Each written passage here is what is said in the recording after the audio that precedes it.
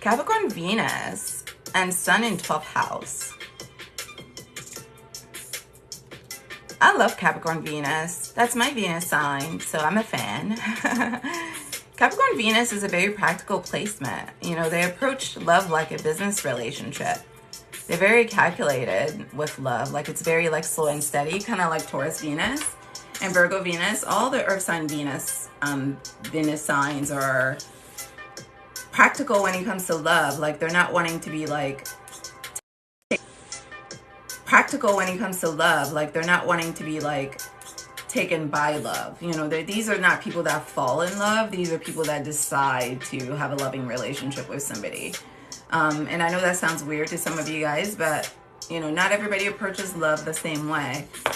So their love generally has to make sense, and it has to be something that is practical. When you also happen to have your sun in your 12th house, you know, it carries a lot of spiritual energy. Generally, these people do not feel comfortable when they're around a lot of people. These are people that need to be alone a lot to feel secure. Honestly, the most comfortable they feel is when they are by themselves.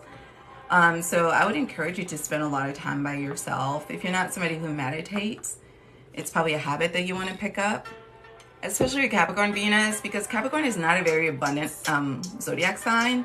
Capricorn is about structure, responsibility, restrictions. So when you're dealing with Capricorn energy, you tend to be more pessimistic, more negative in your mindset. So if you don't also take the time to retreat, to reconnect with the divine, to reconnect with God, source, life, whatever you want to call it, then you can get lost in that cycle of negativity where you think the negative thoughts in your head are what's real, as opposed to understanding that they're just a reflection of your mood, because Capricorn also tends to be a moody placement. So somebody like you needs to have like a very important and consistent spiritual routine that helps you stay emotionally grounded, connected to the divine, and hopeful about life in general. But when it comes to love, if you're ever in a situation where somebody's rushing you to like have feelings that you don't have, then you know that's not the person for you, because Capricorn does not like being rushed, and Capricorn cannot be rushed because that's when they make mistakes. So don't ever let anybody rush you about anything, because you need to read the fine print of everything that you do, because Saturn is very stern. And you know, if it doesn't look right, then it is not right. Like, you don't need to be trying to rewrite stories over facts.